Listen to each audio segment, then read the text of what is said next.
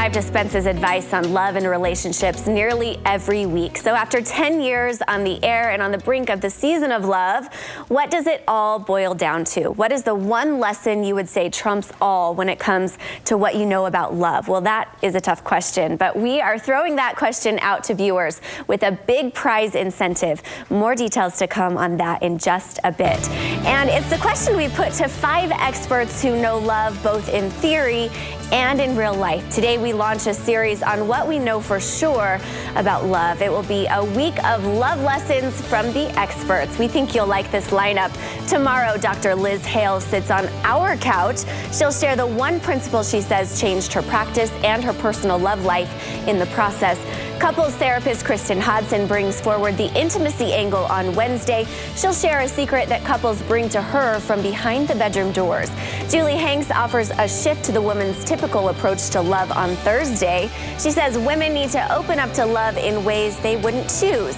Then on Friday, we call in a woman whose personal trials have to play into her relationship views. Stephanie Nielsen gets real on how she cements that husband and wife bond.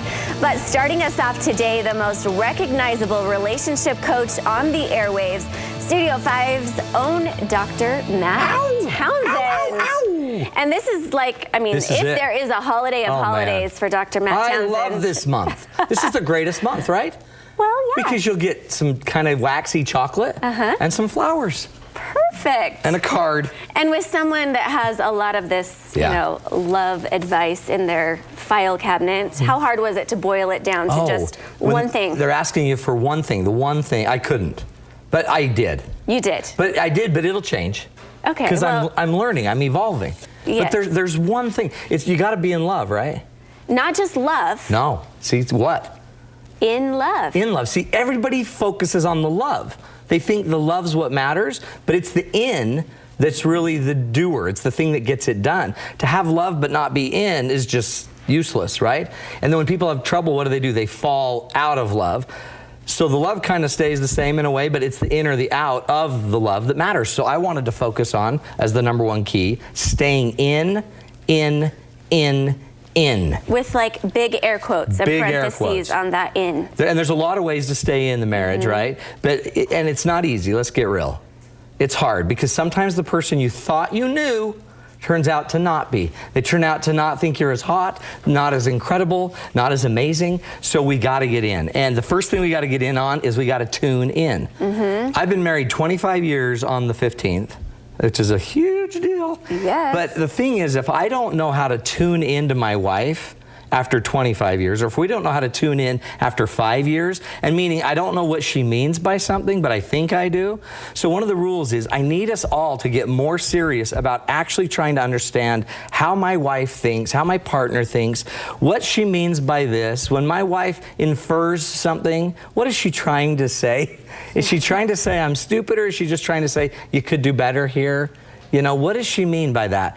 And I need to also figure out what gets in the way from me being tuned in. Sometimes just technology, me being on my phone, my career could become a problem. Lots of distractions. And when we're not tuned in, just like the old radio dial, do you remember the old days when you had to really turn the dial to tune in and listen in? There's a point where I can remove a lot of the static, I can remove a lot of the noise that gets in. So if we as partners could just remember that our partner has a station, they have a dial, and we got to figure out how to dial into where they are and understand their heart. Can it be hard to tune in though if your spouse won't open up? Absolutely. In fact, so another thing is we've got to be, you know, willing, open to let someone else in.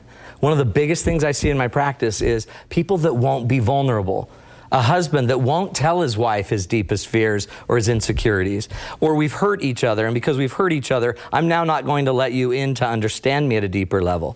So a lot of times we have two great people, really decent, wonderful people, but they're not allowing each other to come into their heart. We need to have the courage, and courage comes from the Latin word cor, which means heart. I have to have the courage to get into your heart, and you have to have the courage to let me in. To let me see you cry, let me hear your fears, let me hear what you're most insecure about. And what's interesting, the research shows, is the more vulnerable I am in my relationship, the more willing I am to kind of expose my heart, the more intimate we can actually become. And the intimacy is the ability for you to actually see who I really am And the problem with that is you've got to make it safe, right? So if I open myself up to you and then you embarrass me or you bring up what I said or you crush it, then I'll probably be less and less likely to let you in the future. It's hard. So if we're tuning in, we're letting our spouse in by being vulnerable, by opening up. What's the next thing that we can do? We can kind of, let's see, I've lost my... Well, no, that's fine. At some point, what ends up happening is now that I'm kind of more open and I'm more vulnerable and we're kind of dialed in, then I want you to actually get involved. Okay. And be involved. Another huge complaint I hear from a lot of wives, actually, is that their husband is just a lump on the couch. And sometimes they're just not as involved as they need to be. They maybe kind of know what they need to do, but they don't seem to do it very well. They're not involved necessarily in the family like they need to be. They're maybe not as involved in the work around the house as they need to be. And some of this is division of labor. A lot of times in our houses, we divide everything up. So the wife might take everything on the inside, the husband takes everything on the outside. The problem is many times there's more stuff to do on the inside of the house, and the inside stuff tends to never end because we can turn lights on till midnight, till 1. At night, you know, we're done mowing the lawn by dark. So what ends up happening is I'll sit there, watch TV, and I can just see my wife stirring out of the corner of my eye, and she wishes I were more involved in getting the family to bed or getting the dinner ready. So if I all of a sudden can start paying attention to what my wife wants or what my husband wants and actually get more involved and also be more involved as a husband and watch out for division of labor because that's set up a lot of people for a lot of failure, then all of a sudden something really powerful can happen because now my wife doesn't need to sit there and notice everything I'm not doing. She also could start to notice everything I am doing. And that becomes a really powerful thing. And then the last in we've got to get in on is in touch. And we always think of in touch like communication. But most of us fell in love touching. That was a pretty big part of most of our falling in love stage. Very few people just never touched each other, never kissed each other, never hugged each other, and then just got married.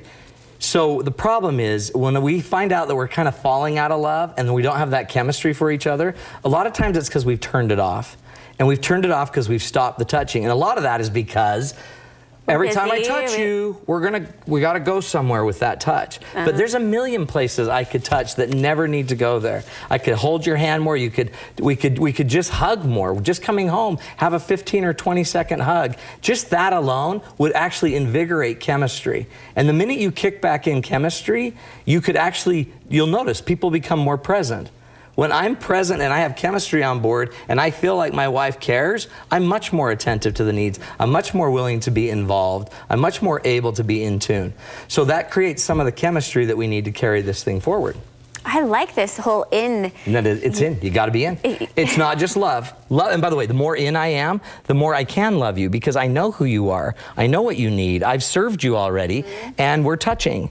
Those things tend to be the very basic truths of all relationships. And by the way, with our kids, with everybody, just be more present, more in. Good tips. Thanks. You've got a big date night coming up. Huge. And we're going to talk about this in idea.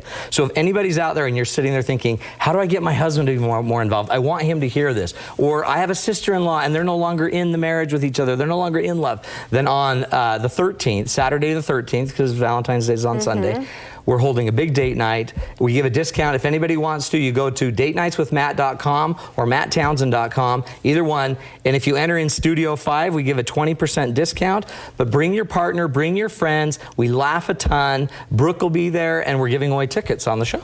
Yes, we have those tickets to give away right now with a special Facebook question. Let's see. Matt is giving away 5 pairs of tickets to this date night. It's a $50 ticket value and worth more than that in the takeaways for real life. So here is how to enter the Love Lessons giveaway. Just respond to the question on our Facebook page. Here's what we're asking. What is the one thing you have learned about love? We'll choose one comment at random each day this week to win. It's a hot ticket and guaranteed fun. Find all the details at our Facebook page. Thanks, Matt.